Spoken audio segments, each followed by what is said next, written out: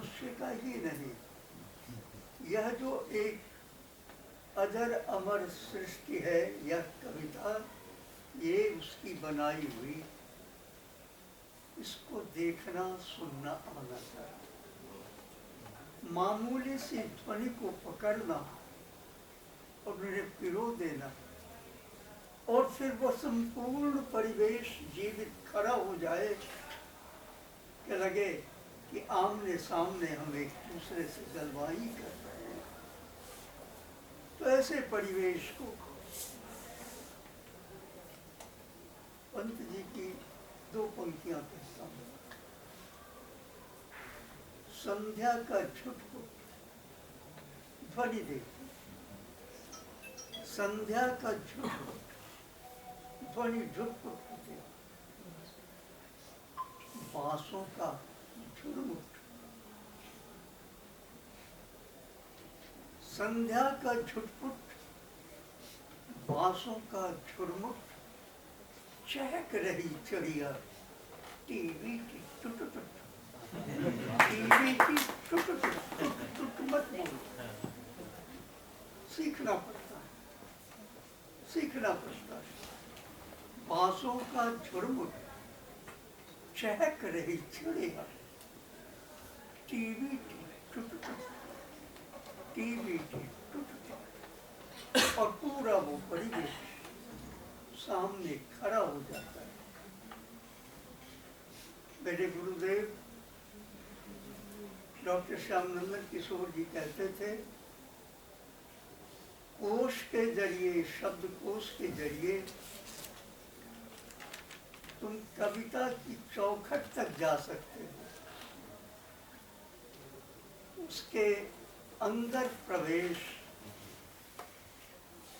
वह प्रवेश, इन चीजों को समझो तब मिलेगा, क्योंकि कविता सपाट एक साथ एक ही चीज नहीं कहती, अनेक अनेक संकेत छोड़ती है अर्थों के, और उसको पहुंचने के लिए ये सारी बातें जरूरी होती हैं। इस तरह चीजें होती गई और सबों का आशीर्वाद रहा, और मैं समझता हूँ कि माता पिता का, गुरुजनों का, साहित्य ऋषियों का आशीर्वाद रहा।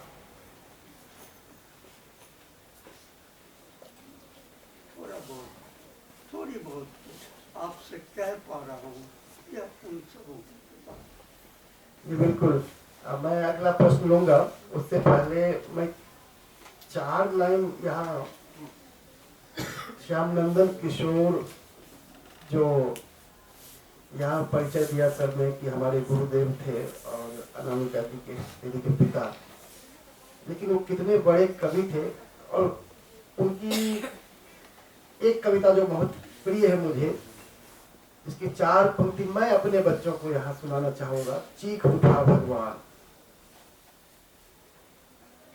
चीख उठा मंदिर की कारा से बंदी भगवान, पूजित होने दो पत्थर की जगह नया इंसान। चीख उठा मंदिर की कारा से बंदी भगवान, पूजित होने दो पत्थर की जगह नया इंसान। जगत का होने दो कल्याण, मुक्त करो अब युक्त न हूं इन काली दीवारों से, और न अब गुमराह करो तुम श्रद्धा से प्यारों से। ओ मंदिर मस्जिद के तक्षक, ओ मंदिर मस्जिद के तक्षक, ठेकेदार धर्म के, करो स्वर्ग की पाप भूमि पर मिट्टी का आह्वान। जगत का होने दो कल्याण। तो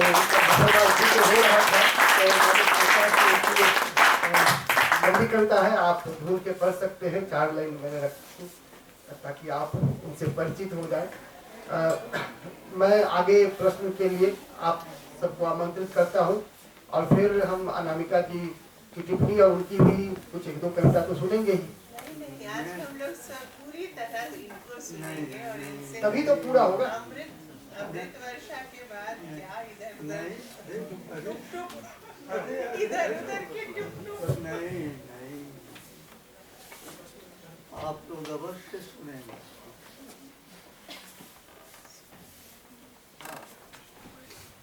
तो आप में से कोई जो प्रश्न यहाँ रखना चाहते हैं? हाँ, नाम बताइए। सर, मेरा नाम महबूब है और मैं हिंदी विभाग दिल्ली विश्वविद्यालय से प्रश्नोत्तर हिंदी से कर रहा हूँ। सर, अभी आपने बताया सर जैसे छायावाद से बहुत ज़्यादा जुड़े रहे हैं। छायावाद में एक दौर आया जब हालावादी काव्य चला, सर उसके बारे में आप कुछ बता दीजिए, क्योंकि ऐसा आरोप लगाया जाता है कि वो मस्ती का काव्य था या आम जनजीवन से उतना नहीं था होता। तो इस विषय में आप कुछ बता दीजिए। प्रश्न ये है कि छायावादी दौर में जो बच्चन जी का हालावाद था, उस पर ये आरोप लगता है कि वो जनजीवन से जुड़ा नहीं था। तो उस हालावाद के बारे में आपकी टिप्पणी जानना चाहते हैं। ये महबूब है और MA कर रहे हैं।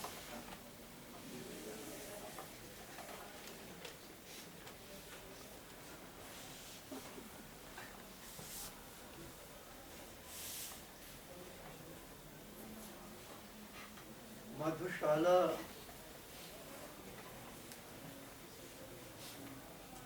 की रचना जब की बच्चन जी ने, मैं जो समझता हूँ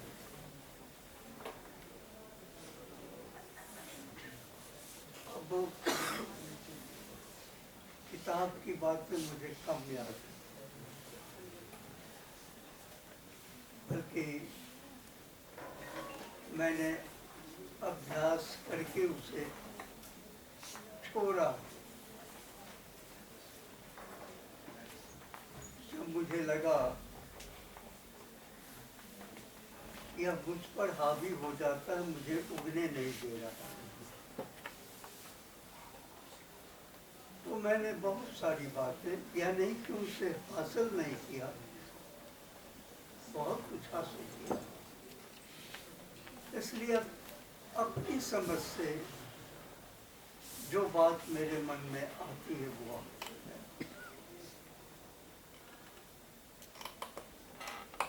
जहाँ तक मुझे याद है कि यह आक्षेप लगा था, ये सही बात है ना कि गांधी जी के पास उन्होंने कहा कि ऐसा मैं सुनी हुई बात है। तो जनजीवन से उस मायने में जुड़ा हुआ भले आपको न दिखे,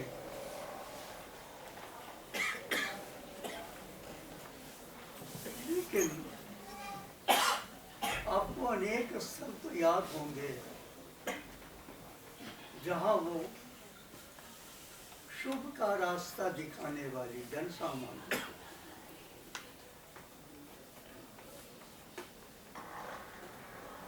मंदिर मस्जिद कूट कराते, मेल कराती मधुशाला, यह किसके लिए है? और आज के समय में भी आवश्यकता क्या आपको महसूस नहीं होती कि जब व्यक्ति व्यक्ति अलग अलग टापू है, हो रहा है और अपने स्वत्व के लिए यूं एक दूसरे की गर्दन काट रहा है, तब तो कोई अंतर सलीला होनी ही चाहिए ना, जो दिल को दिल से जोड़े, जो ऐसी एक कहानी लिखी। तो उमर खयाम की रुबाइयों का जब उन्होंने अनुवाद किया तो यह अनुवाद नहीं था, यह उससे कुछ मायने में श्रेष्ठतर चीज हो गई। और सोचिए इसका प्रभाव क्या था।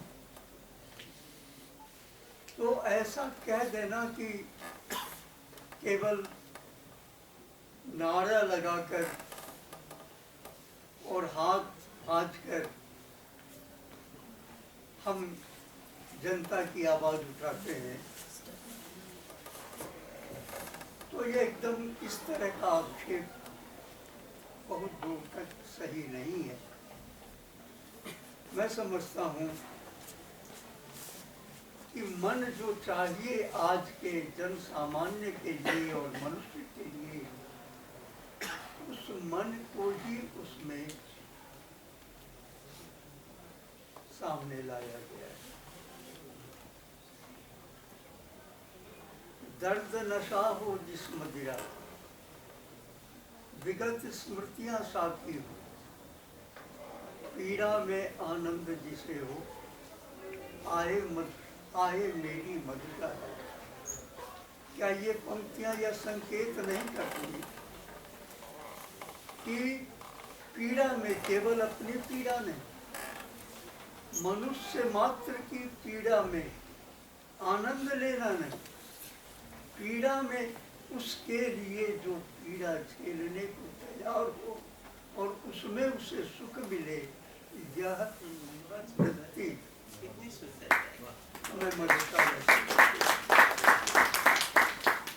इसलिए आपका कहना ठीक है, लेकिन उसका एक पक्ष यह भी, मैं किसी को गलत नहीं कहता, बड़ा समावेशी चित्रकार, मैं किसी को गलत नहीं कहता, लेकिन सब पहुंचते हैं एक ही जगह, जिसके लिए का राह पकड़ते हुए चला चल आ जाएगा। तो पंडित मुल्ला भेद कराते मेल कराते मदरसा, तो ऐसा नहीं है कि लिखने वाला पूरी तरह कटा ही रहता है। रोमानियत और रोमांटिक होने का छायावाद पर भी बड़ा, लेकिन क्या आप समझते हैं कि वहाँ कुछ है नहीं? बहुत कुछ है हमारे आपके लिए समझ। इसलिए मैं अपनी समझ से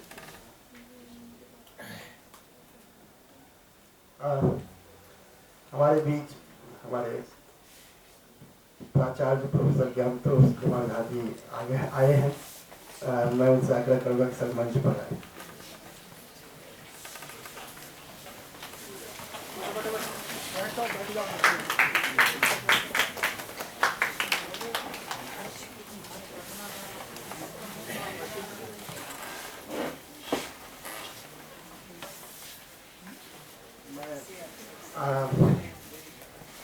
अपने विभाग के वरिष्ठतम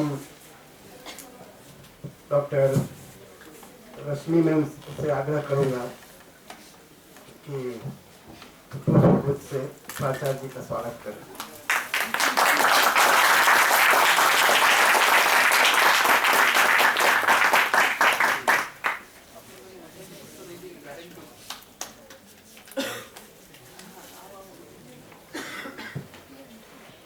तो धीरे धीरे हम जो है उठान पर हैं, और मैं चाहूँगा कि एक प्रश्न और हो, फिर हम रामकर जी को सुनेंगे। अगर आप में से, तो वैसे मेरे पास तो बहुत सारे प्रश्न हैं, पूछता रहता हूँ, लेकिन ये मौका मैं आपको देना चाहता हूँ। हाँ, खड़ा हो जाओ। मेरा प्रश्न ये कविता है, वो आकस्मिकता का विषय है या फिर विश्लेषण?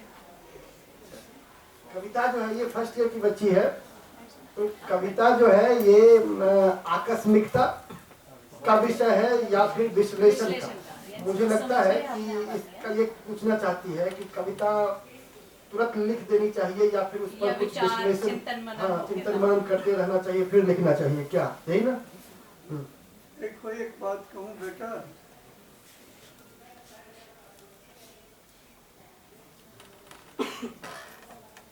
मैं इसी पुस्तक से दो चार पंक्तियाँ पढ़ देना चाहता हूँ। बिल्कुल, बहुत बढ़िया। और शायद शायद तुम्हें उत्तर मिल जाए, ना मिले तो कहना।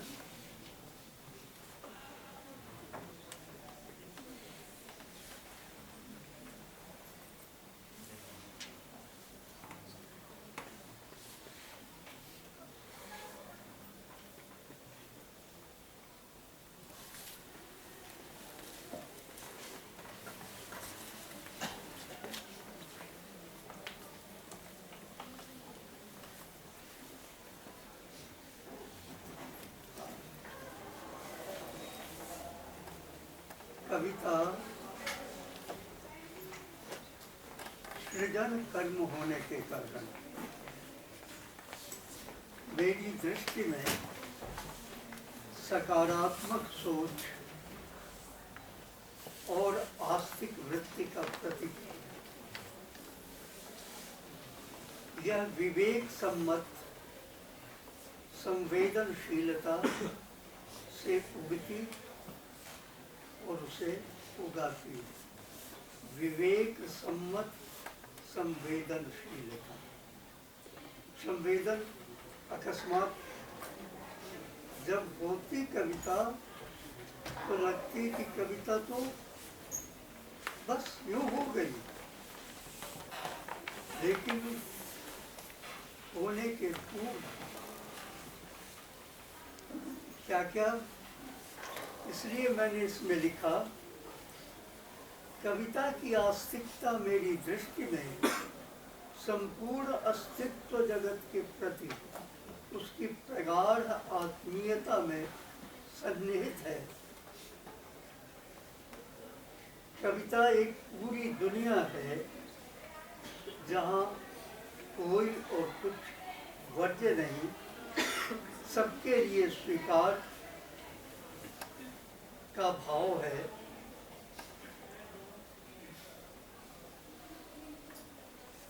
कविता वस्तुतः कवि के लिए, कविता वस्तुतः कवि के लिए करने की चीज न होकर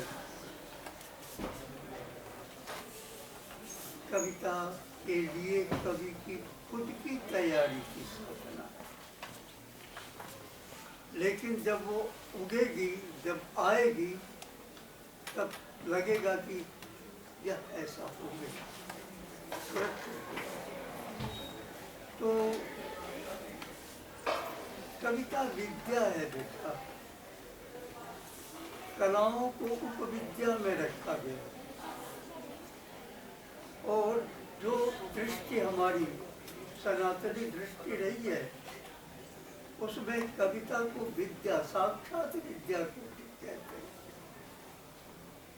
और वह इसलिए कि जिस सायुज्य की प्राप्ति अन्य साधनों से करते हैं भक्तजन या साधक जन, कवि खुद कविता होने के क्रम में उसे प्राप्त करता है और हर तरह से क्षुद्रता से, सीमा से, संकुचितता से वह मुक्त हो जाता है। यही उसके चित्त की आनंदावस्था है। और शब्दावली अगर काव्यशास्त्र तो उसकी रसता है। तो इसलिए मैं समझता हूँ पल्ले पड़ गया होगा, जल्दीबाजी नहीं होनी चाहिए, देखना होगा, सुनना होगा। एक उदाहरण देकर मैं तुम्हें बताता हूँ कि मैं हरिद्वार में रहा करता था और मेरी शक्ति जो सामने बैठी है, मेरी धर्मपत्नी, क्योंकि मुझे झेल पाना इन्हीं के बस हाँ, क्योंकि ज़्यादा न कहूँगा। तो जब हम वहाँ थे तो एक बार सप्त सरोवर के किनारे, जहाँ गंगा बिल्कुल अपने स्वाभाविक रूप में आती है, बीच में चट्टाने पत्थर उगे हैं, चट्टाने कट करके साफ धाराओं में बढ़ जाती है, उस स्थान को लोग सप्त सरोवर कहते हैं। मैं अक्सर निकल जाता था और किनारे बैठा था, समझो इस बात। तो मैं बैठा बैठा गंगा को सुन रहा था, धारा को सुन रहा था और कुछ भूल भी रहा था।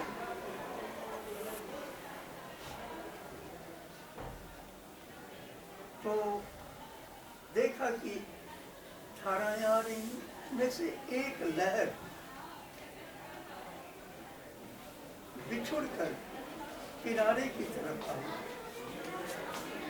और एक गड्ढा था जिसमें वो आकर अटक गई और उसमें एक तरफ की चंचल बेचैन छटपटा, मूल से कट जाने की छटपटा, ये मैं अनुभव कर रहा हूँ।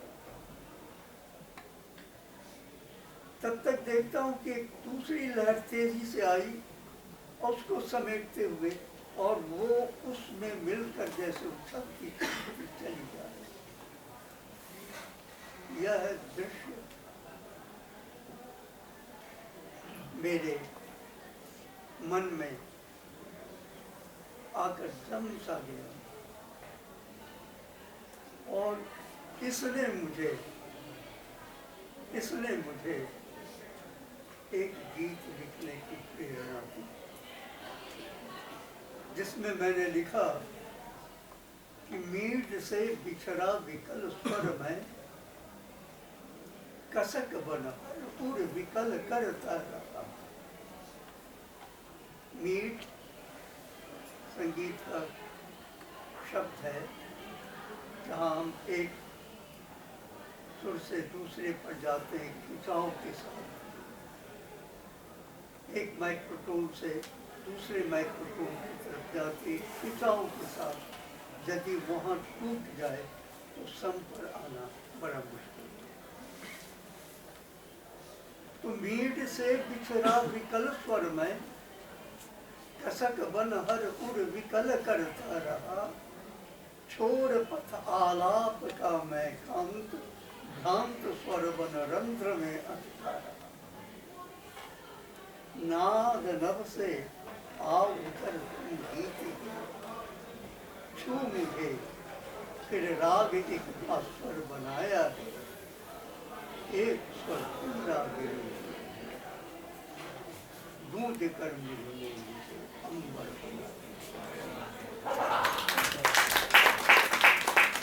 तो एक पूरी दुनिया है यह ना, देखना, सुनना, गुनना, और देखा तो समझा क्या, समझा नहीं तो सुना क्या, सुना नहीं तो ध्याया क्या, ध्याया नहीं तो पाया क्या, पाया नहीं तो किया क्या। समझ गया कि नहीं? एक सूत्र है जो जीवन के भीतर से पैदा होते जैसे, तो ऐसे होता है जहाँ तक मैं समझता हूँ।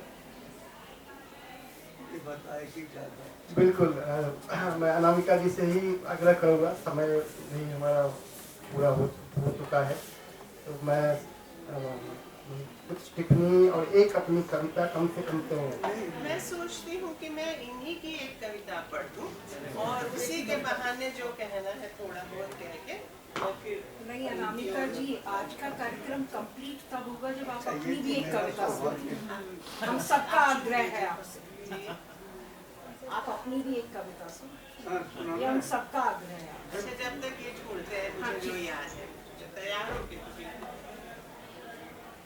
कविता खाने का समय है, नमक की याद आती होगी तो मैं नमक सुना देती हूँ। नमक दुख है धरती का और उसका स्वाद। धरती का 3 भाग नमकीन पानी है और आदमी का दिल नमक का पहाड़। कमजोर है दिल नमक का, कितनी जल्दी पसीज जाता है, गड़ जाता है शर्म से जब फेंकी जाती है थालियां दाल में नमक कम या जरा तेज होने पर। वो जो खड़े हैं ना सरकारी दफ्तर, शाही नमकदान है, बड़ी नफासत से छिड़क देते हैं हरदम हमारे जले पर नमक।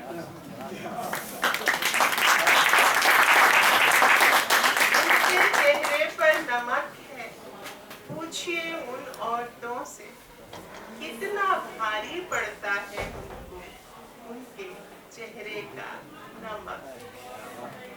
जिन्हें नमक की कीमत करनी होती है अदा, उन नमक हलालों से रंज रखता है महासागर। दुनिया में होने न दी उन्होंने क्रांतियां, रहम खा गए दुश्मनों पर। आपके जैसे गांधी जी जानते थे नमक की कीमत, और अमरूदों वाली मुनिया भी। दुनिया में कुछ और रहे न रहे, रहेगा नमक। ईश्वर के आंसू और आदमी का पसीना, यही वो नमक है कि जिससे फिराई रहेगी ये दुनिया।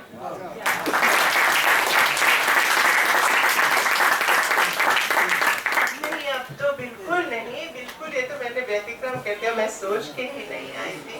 मैं आपकी कविता पढ़ देती हूँ और उसी कहानी को जो भी आप चुन लीजिए दे दीजिए। देखिए, जो ये जीवन ठहराव की बात जो लगातार सर करते रहे, लगातार सामरस्य और ठहराव की बात करते रहे, वो हलाल की तरह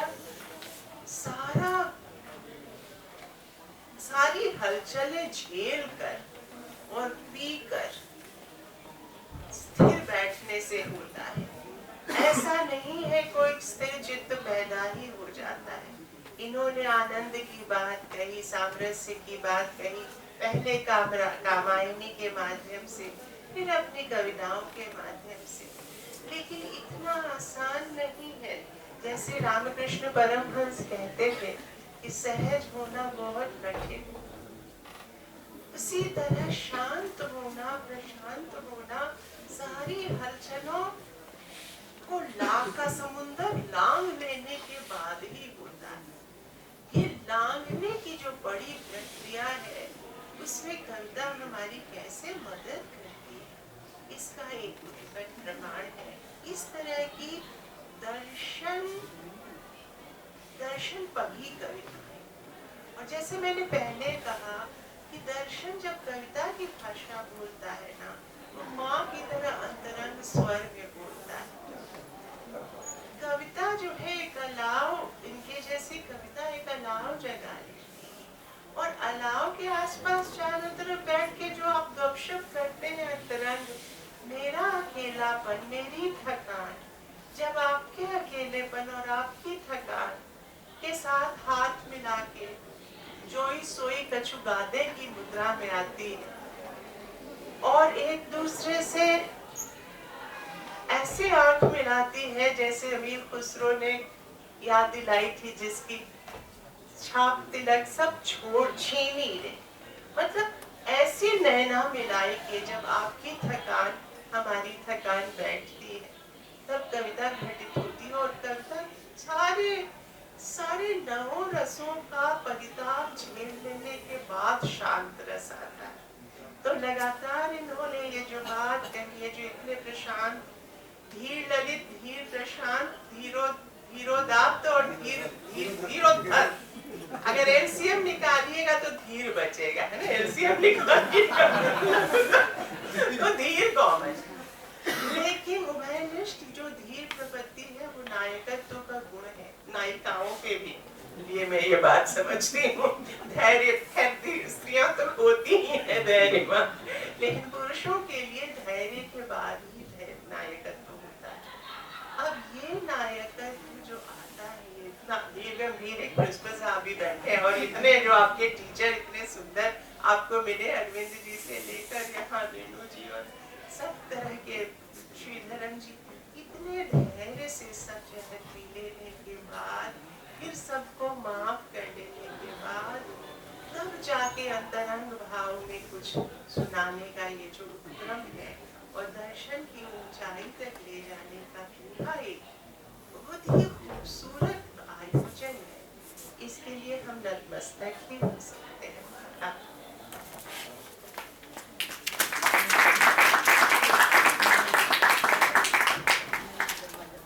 धन्यवाद। मैं प्राचार्य महोदय को बुलाऊंगा। उससे पहले मेरे एक छात्र 2 छंद अपना, ये अभ्युदय मिश्र है और इसमें सरस्वती मैम एक कविता की एक ह्यूमन रिक्वेस्ट है, मैं एक दरवाजा थी, ये प्लीज थोड़ा। मैं एक दरवाजा थी, मुझे जितना पीटा गया मैं उतना खुलती गई। अंदर आए आने वाले तो देखा, चल रहा है एक बृहद चक्र। चक्की रुकती है तो चरखा चलता है, चरखा रुकता है तो चलती है कैंची सुई। गरज यह कि चलता ही रहता है अनवरत कुछ कुछ, और अंत में सब पर चल जाती है झाड़ू। तारे बुहारती हुई पहाड़ वृक्ष पत्थर, सृष्टि के सब टूटे बिखरे कचरे जो एक टोकरी में जमा करती जाती है मन की तुझकने पर। क्या अनामिका जी मेरी नजर में एकमात्र कवयित्री है जिनकी टोकरी में इतनी दिगंत है, इतनी कविताएं हैं कि किसी को ये कविता पसंद है, किसी को ये कविता, 2-4 नहीं दर्जनों कविताएं हैं। तो ये हमारे लिए सौभाग्य की बात है। मैं अभ्युदय को जो है 1-2 छंद रखने के लिए समय हो चुका है। फिर प्राचार्य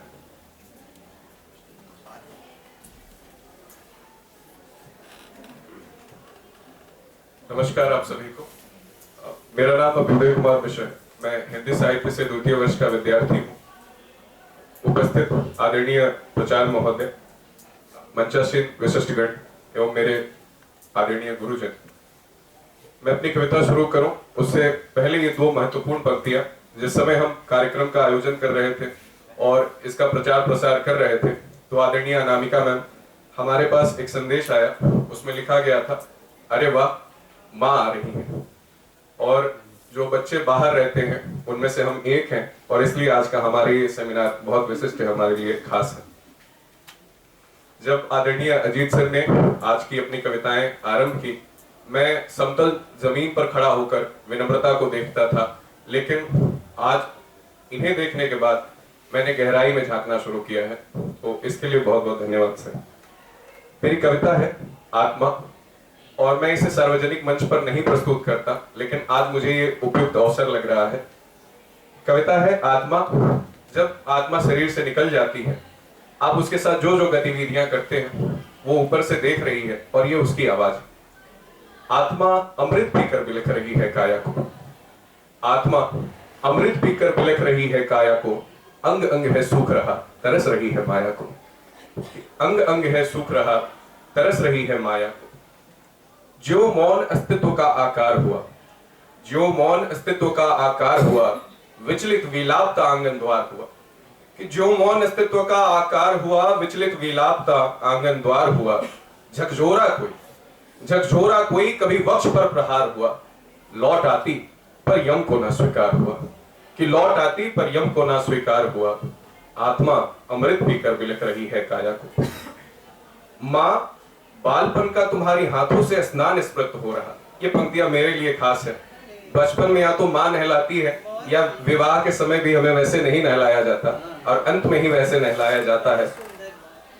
धन्यवाद मैम। तो माँ, बालपन का तुम्हारी हाथों से स्नान स्मृत हो रहा, आज ललाट दुलारता जमघट मेरा दर्पण तृप्त हो रहा। आज ललाट दुलारता जमघट मेरा दर्पण तृप्त हो रहा और संवेदना उसकी मैं यहाँ, संवेदना उसकी मैं यहाँ, वह शून्य भी स्वयं में रो रहा। आज जन परिजन जो उसे अपने नयन नीर से धो रहा, आज जन परिजन जो उसे अपने नयन नीर से धो रहा। आत्मा अमृत पीकर बिलक रही है द्वार, गुमसुम द्वारे निहारती अचेत पड़ी वह हरी बांस, गुमसुम द्वारे निहारती अचेत पड़ी वह हरी बांस। जोड़ बांध बांध ठाकुर ले रहा सिसकती श्वास। कर्म कांड की सिद्धि को उपस्थित पंडित पुजारी हैं, कर्म कांड की सिद्धि को उपस्थित पंडित पुजारी हैं। हे ब्रह्म अवरोध बनो, अब तो तिलांजलि की बारी है। हे ब्रह्म अवरोध बनो, अब तो तिलांजलि की बारी है। आत्मा अमृत पीकर बिलक रही है काया को। सैया मेरी उठ गई सहारे 4 स्कंद हैं, सैया मेरी उठ गई सहारे 4 स्कंद हैं। आज बंजर जमीन में भी नमी की सुगंध है, आज बंजर जमीन में भी नमी की सुगंध है।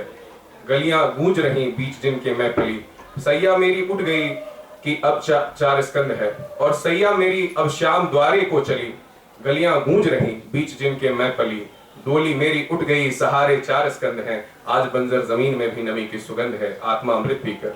और ये अंतिम छंद है जब आत्मा ये स्वीकार कर लेती है कि ये जीवन का चक्र है और इसे स्वीकार करना है कि तय अब चंदन की चिता पर चूर्ण होना है, कि तय अब चंदन की चिता पर चूर्ण होना है। त्याग मोह जीवन चक्र को पूर्ण होना है। राख हुई अस्थियों उन पिंडों की पुकार हूँ, राख हुई अस्थियों उन पिंडों की पुकार हूँ। बह रही हूँ आज भी मैं उस गंगा की धार हूँ, मैं उस गंगा की धार हूँ। आत्मा अमृत पीकर बिलक रही है काया को। अंग अंग है सुख रहा, तरस रही है माया को, तरस रही है।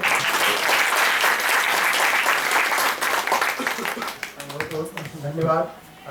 बच्चे की सहभागिता से लगता है कि सब कुछ पूरा हो गया है। मैं 2 शब्द के लिए एक लोग कहते हैं कि किसी साहित्य सेवी को, बुद्धिजीवी को, चिंतक को अगर उनके तमाम गतिविधि से सृजनात्मकता से भटकाना हो तो उनको कोई पद पर बैठा दीजिए, कुर्सी पर बैठा दीजिए। तो अभी भी जो छात्र हैं सर के वो याद करते हैं उनकी क्लास को ज़्यादा, और जब क्लास में वे जाते हैं तो बच्चे चाहते हैं कि प्रिंसिपल से छोड़ करके सर हमारी क्लास ही ले सकें। तो लेकिन यही है, कुछ चीज़ें होती हैं सर। अभी भी सर की इच्छा रहती है कि ज़्यादा से ज़्यादा ये समय हम छात्रों को दें, लेकिन नहीं हो पाता है। खैर आप आए सर, मुझे पता है कि आप बहुत व्यस्त थे, फिर भी आए हैं, तो इसके लिए शुक्रिया।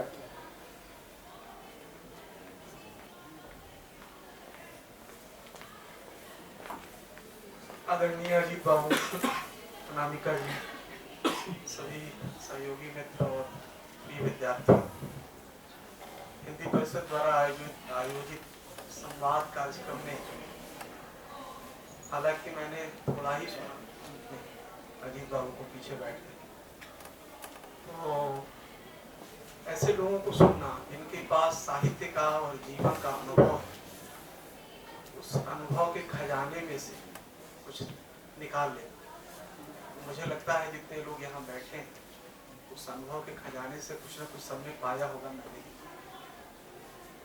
और जो इन्होंने कविताएं पढ़ी, कविता के बारे में बताया, विचार व्यक्त किए, अनामिका जी के हम सब उनकी कविताएं पढ़ते और सुनते रहे हैं, पहले भी बुलाते रहे हैं।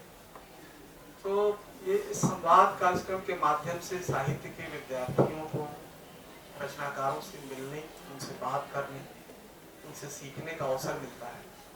और इस तरह का कार्यक्रम हिंदी विभाग और श्रीधरम जी, अरविंद जी आप लोग मिलकर के कर रहे हैं, और बधाई के पात्र हैं।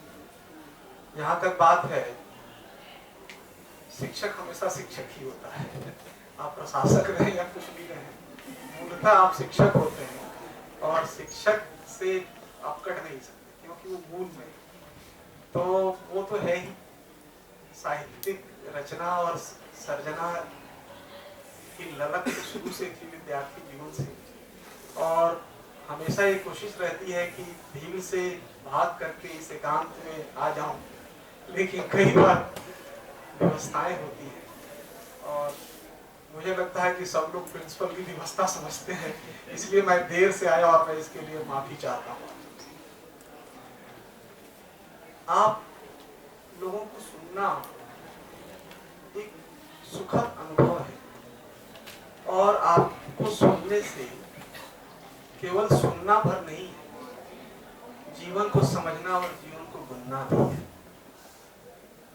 और मैं तो हमेशा से मानता हूं कि साहित्य का विद्यार्थी बहुत संवेदनशील और संजीदा होता है। जब वो साहित्य पढ़ता है तो केवल साहित्य नहीं पढ़ता बल्कि बाकी डिसिप्लिन को भी साथ साथ पढ़ता है। और साहित्य की सर्जना समाज के भीतर से और व्यक्ति के मन से कैसे होती है, वो ताना बाना समझता रहता है, तो वो समाज के प्रति भी सबसे ज्यादा जिम्मेदार और संवेदनशील, इसलिए वो जीवन को बहुत गहराई से समझता है और जीवन के बारे में, जीवन के विभिन्न पहलुओं के बारे में सोचता है। हर रचना और हर रचनाकार हमें ये सिखाता है। तो इसके लिए मैं आप दोनों का आभार व्यक्त करता हूँ कि आपने मेरे महाविद्यालय के लिए समय दिया। ऑनलाइन कार्यक्रम में एक बार आपसे मुलाकात की, लेकिन मिलने का अवसर नहीं मिला। और मुझे लगता है कि जब कोई साहित्य चिंतक, रचनाकार, कवि, बुद्धिजीवी कॉलेज आता है तो कहीं न कहीं उसका स्नेह और उसका आशीर्वाद विद्यार्थियों को और संस्था को मिलता है। इसी से संस्था का भला होता है। तो बहुत बहुत शुक्रिया, थैंक यू। धन्यवाद सर आपका। जैसा मैंने शुरू में कहा था कि ये पूरा कार्यक्रम बिल्कुल अनौपचारिक है, कोई औपचारिकता हमने नहीं निभाई। और आपने देखा कि प्राचार्य जी अंत में समय मिला तो भागे आए, वरना